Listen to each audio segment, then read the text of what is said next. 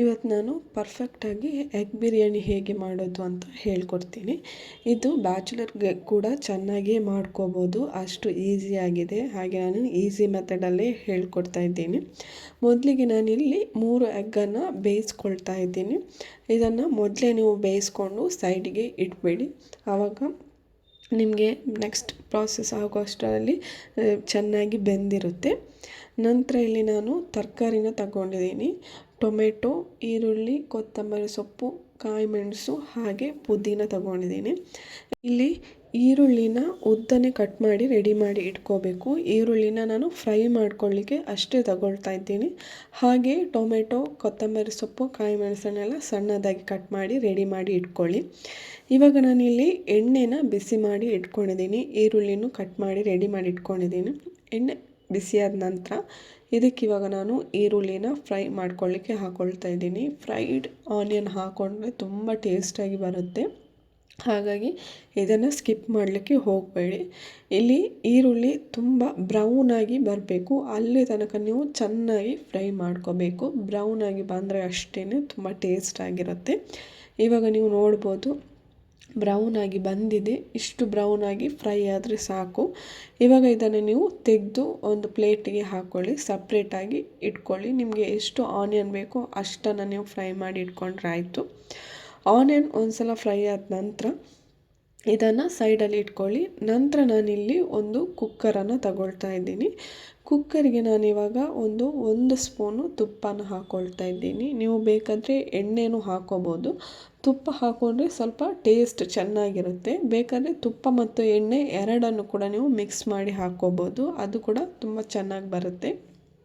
ಇವಾಗ ತುಪ್ಪ ಬಿಸಿಯಾದ ನಂತರ ಇದಕ್ಕೆ ನಾನು ಸ್ವಲ್ಪ ಗರಂ ಮಸಾಲ ಸ್ಪೈಸಸನ್ನು ಹಾಕ್ಕೊಳ್ತಾ ಇದ್ದೀನಿ. ನೀವಿಲ್ಲಿ ಇನ್ನೂ ಜಾಸ್ತಿ ಸ್ಪೈಸಸನ್ನು ಹಾಕ್ಕೋಬೋದು. ನಾನಿಲ್ಲಿ ಸ್ವಲ್ಪ ಕಡಿಮೆನೇ ತಗೊಂಡಿದ್ದೀನಿ. ನಂತರ ಇಲ್ಲಿ ಕಟ್ ಮಾಡಿ ಇಟ್ಕೊಂಡಂಥ ಟೊಮೆಟೊನ ಹಾಕ್ಕೊಳ್ತಾ ಇದ್ದೀನಿ. ಹಾಗೆ ಕಾಯಿ ಮೆಣಸನ್ನು ಕೂಡ ಹಾಕ್ಕೊಳ್ತಾ ಇದ್ದೀನಿ. ಕಾಯಿ ಮೆಣಸು ನಿಮಗೆ ತುಂಬ ಖಾರ ಬೇಕು ಅಂತಿದ್ರೆ ಖಾರನೂ ಇನ್ನೂ ಸ್ವಲ್ಪ ಜಾಸ್ತಿನೇ ಹಾಕ್ಕೋಬೋದು. ಇದನ್ನು ಒಮ್ಮೆ ಚೆನ್ನಾಗಿ ತುಪ್ಪದಲ್ಲಿ ಸ್ವಲ್ಪ ಫ್ರೈ ಮಾಡ್ಕೊಳ್ಳಿ.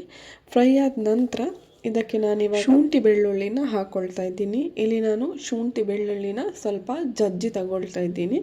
ಯಾವಾಗಲೂ ಶುಂಠಿ ಬೆಳ್ಳುಳ್ಳಿನ ಜಜ್ಜಿ ಹಾಕ್ಕೊಂಡ್ರೆ ತುಂಬ ಫ್ರೇಗ್ರೆನ್ಸ್ ಚೆನ್ನಾಗಿ ಬರುತ್ತೆ. ನೀವು ಶುಂಠಿ ಬೆಳ್ಳುಳ್ಳಿ ಪೇಸ್ಟ್ ಗ್ರೈಂಡ್ ಮಾಡಿ ಹಾಕೋಕ್ಕಿಂತ ಇದು ಫ್ಲೇವರ್ ತುಂಬ ಚೆನ್ನಾಗಿರುತ್ತೆ. ಹಾಗಾಗಿ ನಾನು ಪ್ರತಿ ಸಲ ಹೀಗೇ ಜಜ್ಜಿ ಹಾಕ್ಕೊಳ್ತೀನಿ. ಇದು ನಿಮಗೆ ಒಳ್ಳೆ ಟೇಸ್ಟ್ ಕೂಡ ಕೊಡುತ್ತೆ. ಹಾಗೆ ನಾನಿಲ್ಲಿ ಕೊತ್ತಂಬರಿ ಸೊಪ್ಪನ್ನು ಕಟ್ ಮಾಡಿ ಹಾಗೆ ರೆಡಿ ಮಾಡಿ ಇಟ್ಕೊಂಡಿದ್ದೆ, ಅದನ್ನು ಹಾಕ್ಕೊಳ್ತಾ ಇದ್ದೀನಿ. ಹಾಗೆ ಸ್ವಲ್ಪ ನಾನು ಪುದೀನನ ಹಾಕ್ಕೊಳ್ತಾ ಇದ್ದೀನಿ. ಪುದೀನ ಹಾಕ್ಕೊಂಡ ನಂತರ ಇದನ್ನು ನಾನಿವಾಗ ಸ್ವಲ್ಪ ಚೆನ್ನಾಗಿ ಮಿಕ್ಸ್ ಮಾಡ್ಕೋಬೇಕು. ಇದು ಸ್ವಲ್ಪ ಲೈಟಾಗಿ ಬೆಂದರೆ ಸಾಕು, ತುಂಬ ಬೇಯಬೇಕು ಅಂತಿಲ್ಲ. ನಿಮಗೆ ಸ್ವಲ್ಪ ಡ್ರೈ ಆಯಿತು ಅಂತ ಇದ್ದರೆ ಸ್ವಲ್ಪ ನೀವು ಇದಕ್ಕೆ ನೀರು ಹಾಕ್ಕೋಬೋದು. ನೀರು ಹಾಕ್ಕೊಂಡು ಚೆನ್ನಾಗಿ ಮಿಕ್ಸ್ ಮಾಡ್ಕೋಬೋದು. ನಂತರ ನಾನಿಲ್ಲಿ 1/2 ಟೇಬಲ್ ಸ್ಪೂನು ಮೆಣಸಿನ ಪುಡಿನ ಹಾಕ್ಕೊಳ್ತಾ ಇದ್ದೀನಿ. ಮೆಣಸಿನ ಪುಡಿ ಹಾಕ್ಕೊಂಡ ನಂತರ ಇದಕ್ಕೆ 1/2 ಟೇಬಲ್ ಸ್ಪೂನು ನಾನು ಧನಿಯಾ ಪುಡಿನ ಹಾಕ್ಕೊಂಡೆ. ಹಾಗೆ 1/2 ಟೇಬಲ್ ಸ್ಪೂನು ಗರಂ ಮಸಾಲ ಪುಡಿನ ಹಾಕ್ಕೊಳ್ತಾ ಇದ್ದೀನಿ. ಹಾಗೆ 1 ಟೇಬಲ್ ಸ್ಪೂನು, ಇದು ಸಣ್ಣ ಸ್ಪೂನು ಹಾಗಾಗಿ ನಾನು 1 ಟೇಬಲ್ ಸ್ಪೂನು ಇದಕ್ಕೆ ಬಿರಿಯಾನಿ ಮಸಾಲಾನ ಹಾಕ್ಕೊಳ್ತಾ ಇದ್ದೀನಿ. 1/4 ಟೇಬಲ್ ಸ್ಪೂನು ಅರಶಿನ ಪುಡಿನ ಹಾಕ್ಕೊಂಡ ನಂತರ ಇದನ್ನು ಒಮ್ಮೆ ಚೆನ್ನಾಗಿ ಫ್ರೈ ಮಾಡ್ಕೊಳ್ಳಿ. ಇಷ್ಟು ಮಸಾಲ ಇದ್ದರೆ ಸಾಕಾಗುತ್ತೆ. ನಿಮಗೆ ಇನ್ನೂ ಬೇಕು ಅಂತಿದ್ದರೆ ಸ್ವಲ್ಪ ಜಾಸ್ತಿ ಮಸಾಲನ ಹಾಕ್ಕೋಬೋದು. ಕ್ವಾಂಟಿಟಿಗೆ ತಕ್ಕ ಹಾಕ್ಕೊಂಡ್ರೆ ಆಯಿತು. ಇಲ್ಲಿ ಇವಾಗ ಸ್ವಲ್ಪ ಡ್ರೈ ಆಗ್ತಾ ಇದೆ. ಡ್ರೈ ಆದಾಗ ನೀವು ಸ್ವಲ್ಪ ಇದಕ್ಕೆ ನೀರನ್ನು ಹಾಕ್ಕೊಂಡು ಸ್ವಲ್ಪ ಚೆನ್ನಾಗಿ ಮಿಕ್ಸ್ ಮಾಡ್ಕೊಳ್ಳಿ. ಹಾಗೆ ಗ್ಯಾಸ್ ಫ್ಲೇಮನ್ನು ನೀವು ಮಸಾಲ ಹಾಕ್ಕೊಳ್ಳುವಾಗ ಸ್ವಲ್ಪ ಸ್ಲೋನೇ ಇಟ್ಕೊಳ್ಳಿ, ತುಂಬ ಜಾಸ್ತಿ ಇಟ್ಕೋಬೇಡಿ.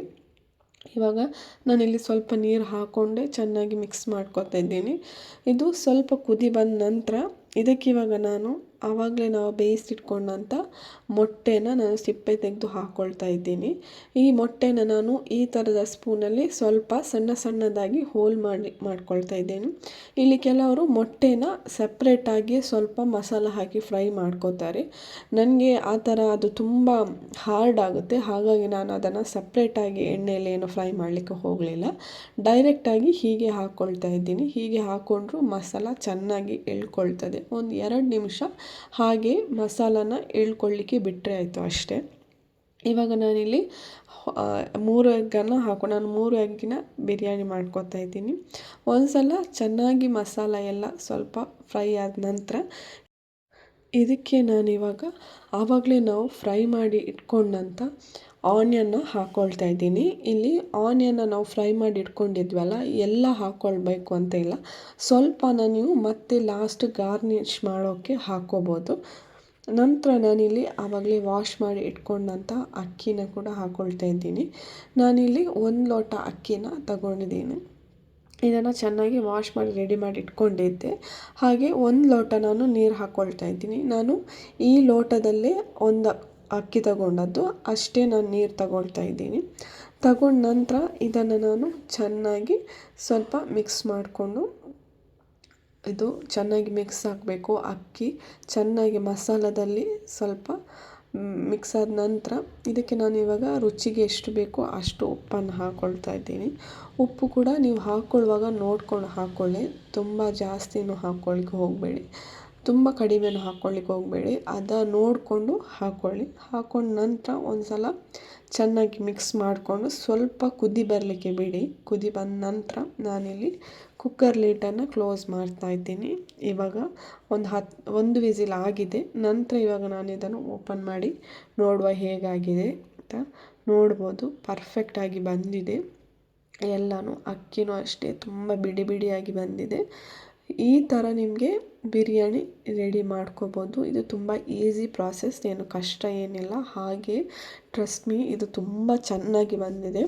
ಈ ಥರ ಒಮ್ಮೆ ಟ್ರೈ ಮಾಡಿ. ಬ್ಯಾಚುಲರ್ಗಳಿಗೂ ಖಂಡಿತ ಈಸಿಯಾಗಿ ಮಾಡ್ಕೋಬೋದು. ಹಾಗೆ ಎಲ್ರಿಗೂ ಇಷ್ಟ ಆಗುವಂಥ ರೆಸಿಪಿ. ಇವಾಗ ಇದನ್ನು ನಾನೊಂದು ಪ್ಲೇಟಿಗೆ ಹಾಕ್ಕೊಳ್ತಾ ಇದ್ದೀನಿ. ನೋಡ್ಬೋದು ನೀವು ಎಷ್ಟು ಪರ್ಫೆಕ್ಟಾಗಿ ಬಂದಿದೆ ಅಂತ. ಒಮ್ಮೆ ಇದನ್ನು ನೀವು ಟ್ರೈ ಮಾಡಿ ನೋಡಿ.